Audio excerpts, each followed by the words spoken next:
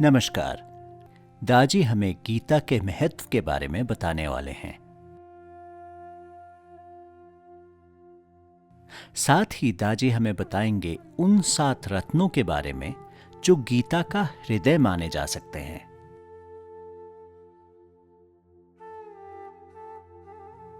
तो आइए सुनते हैं दाजी से गीता के रहस्य।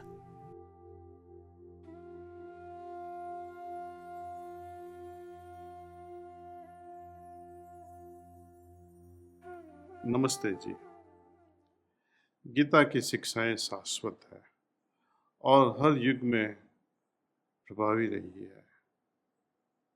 वे हमें किसी न किसी रूप में प्रेरित करती रहती है।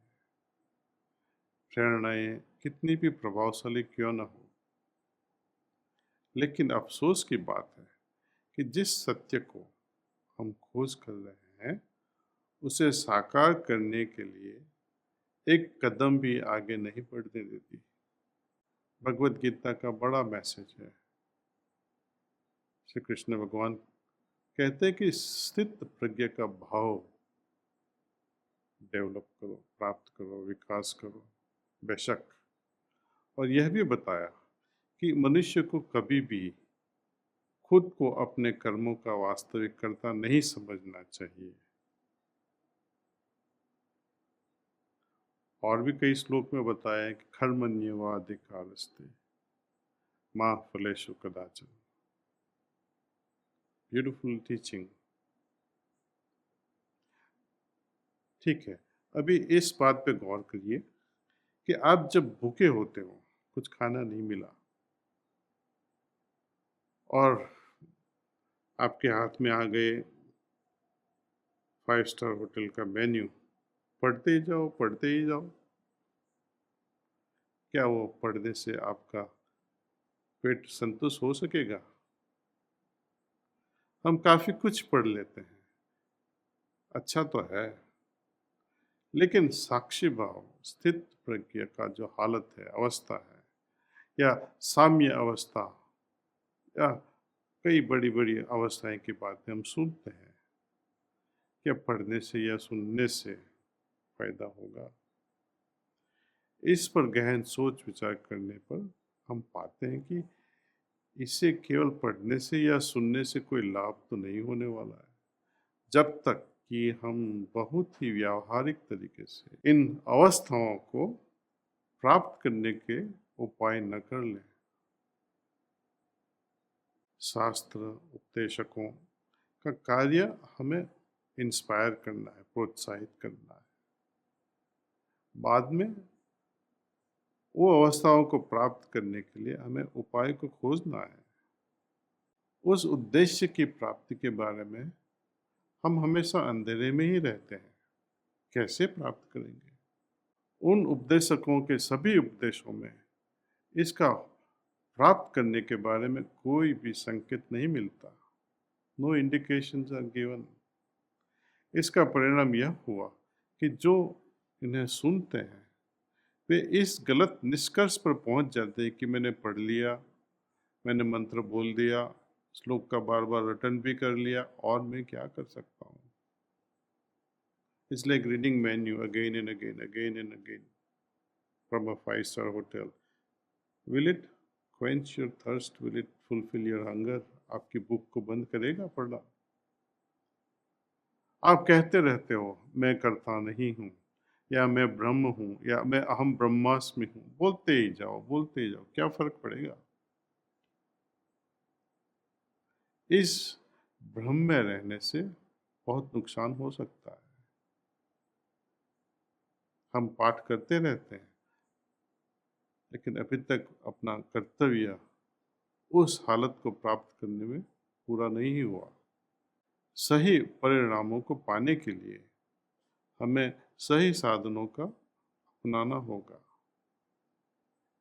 फिर से दोहराता हूँ कि सही परिणामों को पाने के लिए हमें सही साधनों को अपनाना ही पड़ेगा। सही परिणामों तक पहुँचने के लिए हमारी साधना के परिणाम उसके परिणाम रूप से जो फल मिलेगा वो होगा स्थित प्रज्ञ जैसी हालत, या कीचड़ में खिले हुए कमल की जैसी हालत। लेकिन उन दोनों को प्राप्त करने के लिए, या कोई भी हालत को प्राप्त करने के लिए, मुझे तपस्या तो करनी ही पड़ेगी, ध्यान तो करना ही पड़ेगा। अपने प्रिय मालिक बाबूजी महाराज की कृपा से मैं आपको एक रहस्य की बात बताना चाहता हूँ। कृपया इस पर ध्यान दीजिए। ये जो श्लोक्स, उनको मेमोराइज करने का कुछ और ही ध्येय था, जिससे ये नॉलेज को अगली पीढ़ी तक पहुंचाया जाए। ये सब फॉर्मूला ही है, इसे अपनाना चाहिए। रिसाइटेशन करने में या श्लोक को मेमोराइज करने में मैं बुरा नहीं कहता हूँ, अच्छा है। उसका ध्येय कुछ अलग था। एक जमाना था जब पेपर नहीं था, कैसे ये श्लोक ट्रांसफर हुआ। कई लोगों ने मेहनत की, बहुत कड़ी सी मेहनत की, याद किया। कई लोग ने एक चैप्टर याद किया, कई लोग ने पूरी किताब मेमोराइज कर ली। तो उनकी मेहनत की वजह से हमारे पास अभी भी उपनिषद है, वेदास है, गीतास है, नारद सूत्र है, सांडिल्य सूत्र है, वशिष्ठ गीता, वशिष्ठ संहिता है। तो याद करने में, उसको मेमोराइज करने में कुछ बुरा नहीं है, लेकिन उसको समझना और उसको अपने जीवन में इम्प्लीमेंट करना वो अलग बात है। जिस हालतों के बारे में गीता में या वेद में, उपनिषद में बताया गया है, उसको हम कैसे प्राप्त करें। तो इतना हमें समझना चाहिए कि श्लोक के रिसाइटेशन का पर्पज कुछ और थे, उससे कुछ मिलने वाला नहीं है। कुछ प्राप्त करने के लिए मुझे और कुछ तरीका अपनाना पड़ेगा, वो भी अपनी पवित्र किताबों में लिखा हुआ है, पवित्र शास्त्रों में लिखा हुआ है। थोड़ी देर के लिए गौर कीजिए, महाभारत का युद्ध शुरू होने वाला है। अर्जुन हताश होकर बैठ गया, श्री कृष्ण के पांव में बोलते कि प्रभु, हमसे ये नहीं होगा, हम नहीं लड़ पाएंगे। अब सोचिए कि आज हम गीता को जिस रूप में देखते हैं, उस पूरे कथन को अर्जुन को कहने में भगवान कृष्ण को कितना समय लगा होगा। रणभूमि पर दोनों सेनाएं आमने सामने खड़ी हैं, युद्ध के बिगुल जोर से बज रहे हैं, शंख भी बज रहे हैं। युद्ध के आरंभ का समय की घोषणा हो चुकी है। अर्जुन को उपदेश देकर उसे सही राह पर लाने के लिए, लड़ने के लिए, उसको राजी करने के लिए भगवान श्री कृष्ण के पास कितना समय था, इसके बारे में जरा सोचिए। 18 अध्याय और 700 श्लोक कहने में कुछ घंटे लग जाते हैं हमें। उस संकट की घड़ी में यह कैसे संभव था, जरा सोचिए। जाहिर सी बात है कि उन्होंने इसके लिए कुछ मिनटों से अधिक समय नहीं लिया होगा। मेरे गुरुदेव ने कहा कि सच तो यह है कि भगवान श्री कृष्ण ने कुछ मिनटों में ही अर्जुन के मन में उस उद्देश्य के लिए जो जरूरी था, जो जरूरी मानसिक हालत थी, उसको संप्रेषित की, ट्रांसमिट की। वाकई में वे वही अवस्थाएं थी जिनके होकर एक आध्यात्मिक जिज्ञासु अपनी आध्यात्मिक यात्रा से गुजरता है। इस प्रक्रिया ने अर्जुन को तुरंत उच्चतर आध्यात्मिक चेतना में पहुंचा दिया और उसके हृदय से अनचाहे जो मोह की हालत बनी हुई थी, उसको दूर कर दिया। You are all familiar with downloading 1 gigabyte of file in just few seconds. अगर आज भी ऐसी क्षमता रखने वाला व्यक्तित्व मौजूद हो तो आज भी ऐसा होना संभव है। लेकिन जैसा आमतौर पर देखा जाता है, लोग अपना सारा जीवन भगवत गीता का जरा सा भी सार ग्रहण किए बिना ही उसको सुनने और पढ़ने में ही बिता देते हैं। सालों साल तक गीता सुनने के बाद भी कितने लोग हैं जो अर्जुन की तरह बदल गए। भगवान श्री कृष्ण ने अर्जुन को जो ज्ञान संप्रेषित किया, ट्रांसमिट किया, उसके साक्षी महर्षि व्यास थे और उन्होंने उसे श्लोकों के रूप में लिख दिया। इसे समझना जरूरी है कि जो कुछ भी भगवान श्री कृष्ण और अर्जुन के बीच घटित हुआ,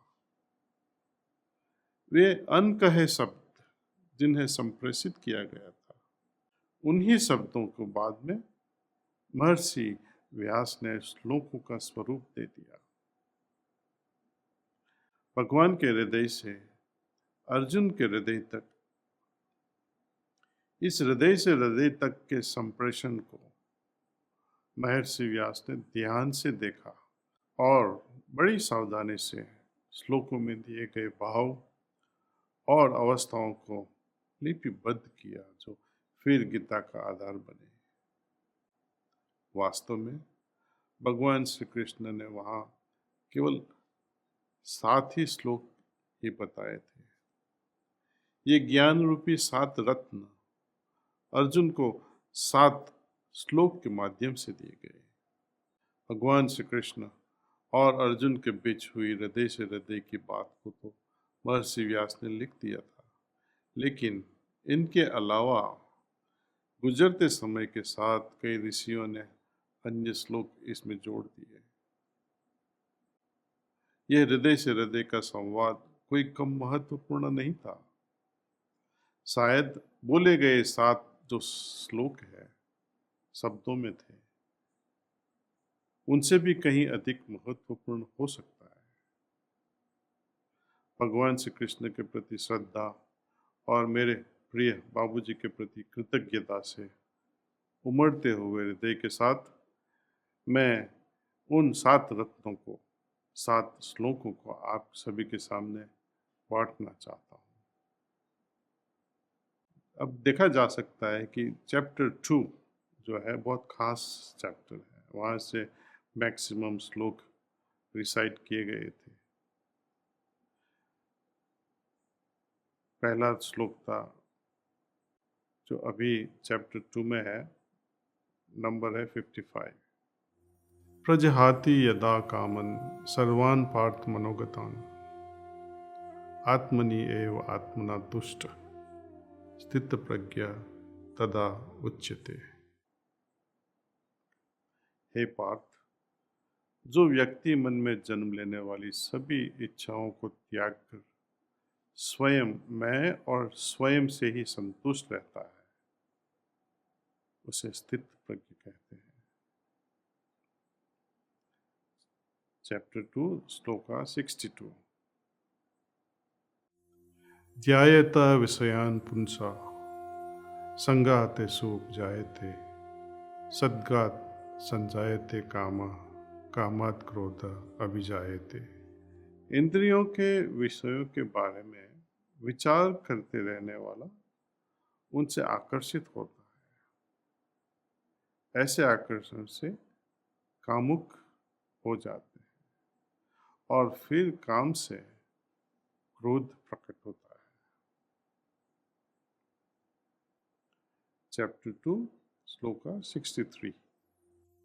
क्रोधात् भवति सम्मोहः सम्मोहात् स्मृति विभ्रमः स्मृति अंशात् बुद्धिनाशः बुद्धिनाशात् प्रणश्यति। क्रोध से भ्रम उत्पन्न होता है, जिससे स्मरण शक्ति का ह्रास हो जाता है। जब स्मरण शक्ति को खो जाने पर बुद्धि नष्ट हो जाती है और बुद्धि का नाश मनुष्य को विनष्ट कर देता है। चैप्टर 2 श्लोका 64।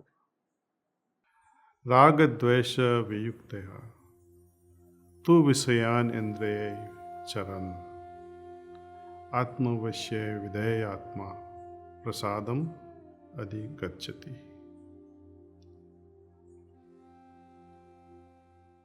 जो व्यक्ति मन को नियंत्रण में रखता है और पसंद नापसंद, मोह और द्वेष से मुक्त है, वह इंद्रियों के विषयों का उपयोग करते हुए भी ईश्वर की कृपा प्राप्त करता है। चैप्टर 2 श्लोका 66। नास्ति बुद्धि अयुक्तस्य न च अयुक्तस्य भावना न च अभवायतः शांति अशांतस्य कुतः सुखम। सद्भावना से रहित व्यक्ति में बुद्धि नहीं होती, न ही उसमें चिंतन की क्षमता होती। चिंतन के बिना शांति नहीं होती और मन की शांति के बिना सुख कैसे हो सकता है। तीसरा अध्याय है श्लोका 35। श्रेयान् स्वधर्मः विगुणः परधर्मात् सुअनिस्थितात् स्वधर्मे निधनं श्रेयः परधर्म भयावह। अच्छी तरह पूर्ण किए हुए दूसरों के धर्म से अपना धर्म गुण रहित होते हुए भी उत्तम है। अपने धर्म को करते हुए मरना ही उत्तम है, जबकि दूसरों के धर्म को करना भय उत्पन्न करने वाला है। बाबूजी कहेंगे, कम शब्दों में अपनी अपनी सोचो, दूसरों की लप में मत पड़ो। तीसरा अध्याय है श्लोका नंबर 4। न कर्मणाम अनारंभात् निष्कर्म्यम पुरुषः अश्नुते न च संन्यासनत् एव सिद्धिं सम अधिगच्छति। न तो कोई कर्मों से विमुख होकर कर्म फल से छुटकारा पा सकता है और न ही संन्यास से सिद्धि प्राप्त की जा सके। तो ये वो 7 रत्न है। बाद में युद्ध के पहले दिन के अंत में अर्जुन को बहलाते हुए भगवान श्री कृष्ण खुद के 3 रहस्यों को अर्जुन के सामने प्रकट करते हैं। वो है 4था अध्याय श्लोका नंबर 7। यदा यदा हि धर्मस्य ग्लानिर्भवति भारत अभ्युत्थानमधर्मस्य तदात्मानं सृजाम्यहम्। हे अर्जुन, जब भी और जहाँ भी धर्म का पतन होता है और अधर्म बढ़ने लगता है, तब तब मैं अवतारित होता हूँ। 4था अध्याय श्लोका नंबर 8। परित्राणाय साधूनां विनाशाय च दुष्कृतां धर्म संस्थापनार्थाय संभवामि युगे युगे। भक्तों का उद्धार करने, दुष्टों का विनाश करने और धर्म की फिर से स्थापना करने के लिए मैं हर युग में प्रकट होता हूँ। और एक बहुत ही महत्व श्लोक है फ्रॉम अध्याय 18 श्लोका 66। सर्वधर्मान् परित्यज्य माम एकं शरणं व्रज अहं त्वा सर्वपापेभ्यः मोक्षयिष्यामि मा शुचः। सभी प्रकार के धर्मों का परित्याग करो और मेरी शरण में आओ, मैं समस्त पापों से तुम्हारा उद्धार कर दूंगा, डरो मत। इन श्लोकों के अर्थ पर मनन करें और जैसा कि मैंने कहा है, इन्हें भगवान श्री कृष्ण ने अर्जुन को अपने शब्दों में बताया था। इसका यह मतलब बिल्कुल नहीं है कि अनकहे शब्दों के जरिए की कई बात उससे कुछ कम हो।